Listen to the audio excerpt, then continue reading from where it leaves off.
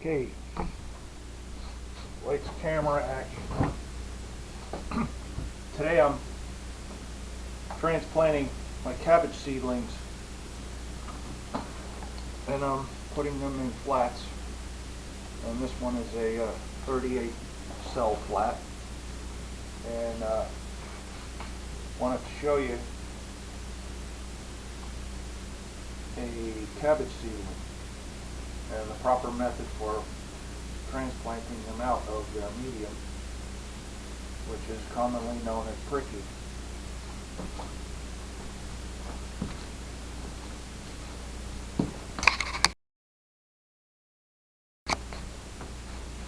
And there's the cabbage seedling.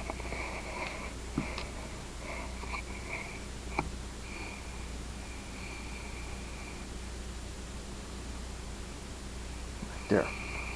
And the method of pricking is pretty crucial.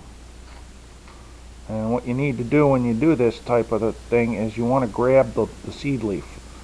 These are known as dicotyledons, or seed leaves, and they're the most rugged part of the little plant.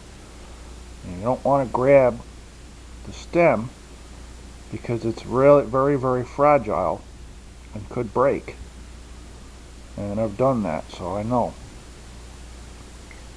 And this is how you handle the seedling.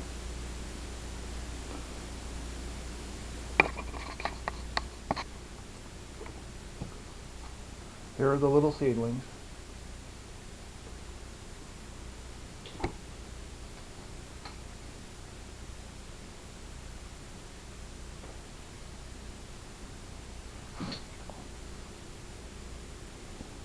I see one right there. Little cabbage seedling.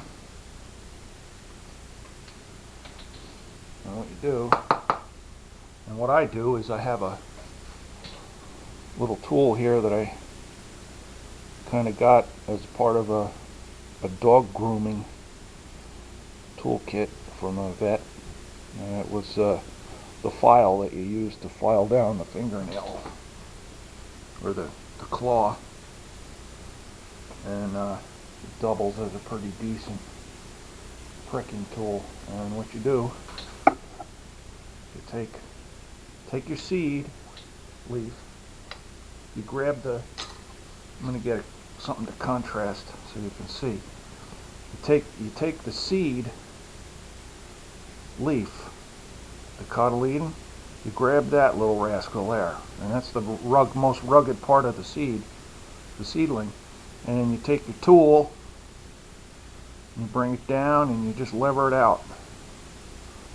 And you don't have to be super delicate with this operation, but it helps to be careful if you're not used to it.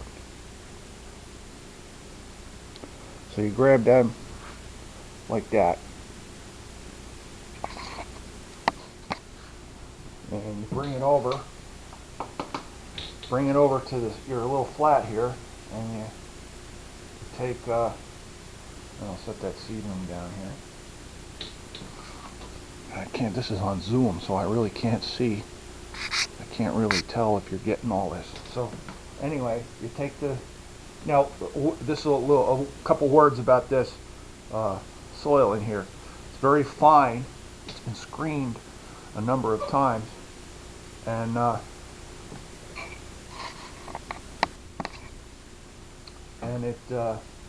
it's been moistened. It's been pre-moistened so that this little soil particles will stick together.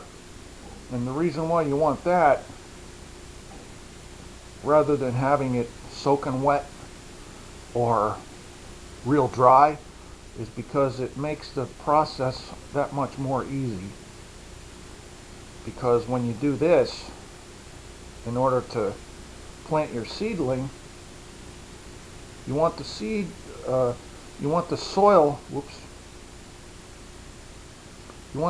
particles to stick together, but you don't want it to be muddy, so that the soil will actually stick to your tools, and it'll just make it just a mess. So you want this just the right amount of moisture inside your potting mix. And what you do after you do this a couple times in your cell, you just simply drop the seedling, the root system, into the seedling, and you give it a couple of nice taps. You don't have to be, and like I said, you can be kind of rough with these things. After you get used to it, it'll be a piece of cake. But it's not necessary to pack down the soil. Packing down will actually take place when you water them. The water will, when you water these things, you want to water them with kind of a watering can that has a small orifice at the end, like this one, and it allows the light small stream of water to actually hit the soil, and it'll as it percolates down into the bottom of the cell, it'll actually eliminate most of the air pockets and allow those roots to make better contact with the soil granules. And after a couple of waterings, it'll settle, the soil will settle itself. Anyway, that's how I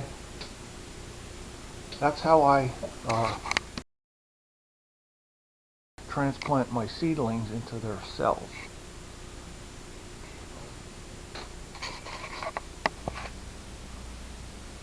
And I learned probably most of what I know about gardening out of the little book entitled, it's actually a fairly good sized book, called Crockett's Victory Garden.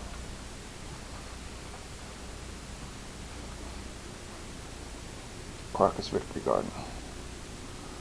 Companion to the nationally acclaimed PBS television series. So it's got the gold seal of approval, and this book has been extremely helpful.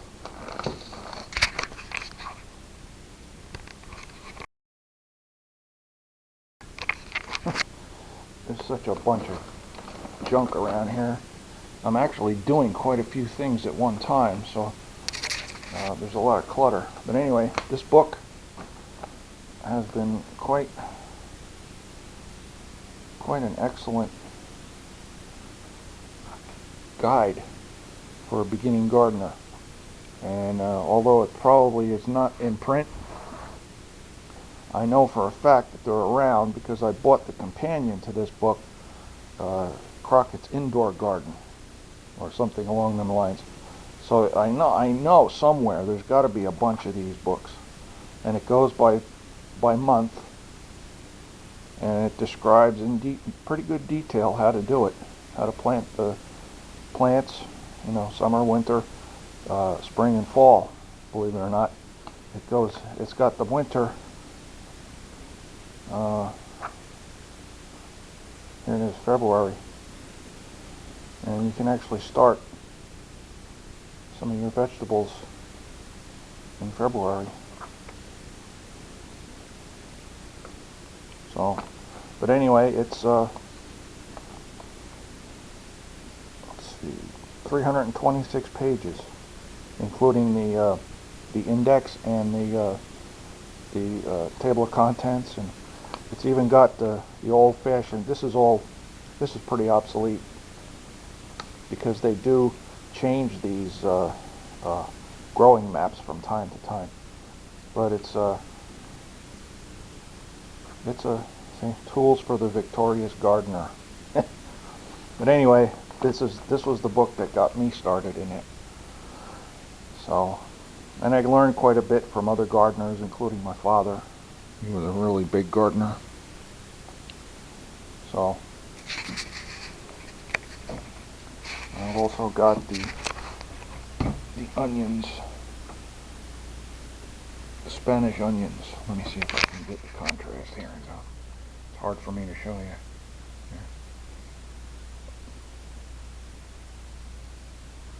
They're about 2-3 inches tall. They're well on their way.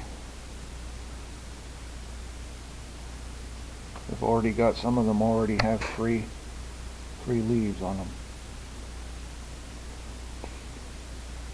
And I use, this will be the first season, but I'm now using these clear plastic covers, and this is the first time I ever bought these. I always used to be able to garbage pick these cells where I used to live, because people just threw stuff out and didn't care.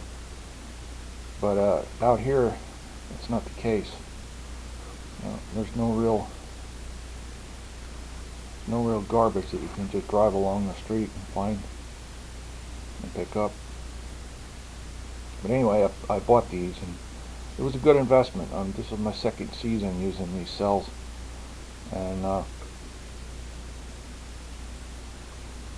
these tops I picked up.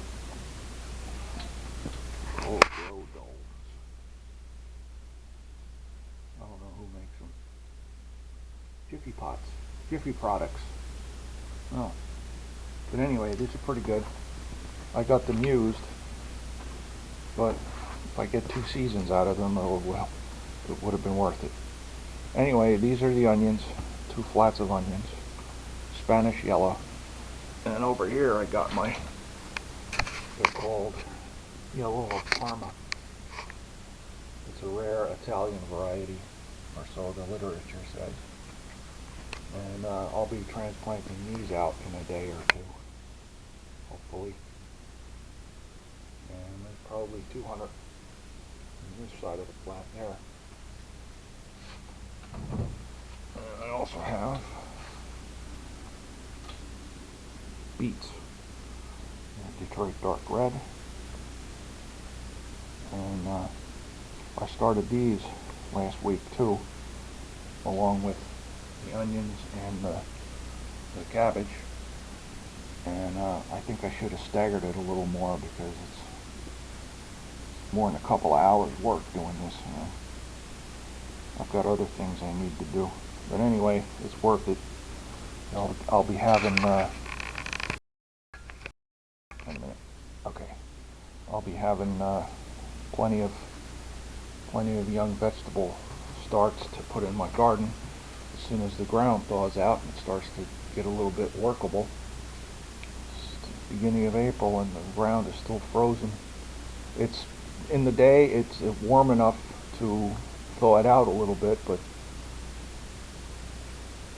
the frost line around here goes down past 3 feet, so it'll take a while to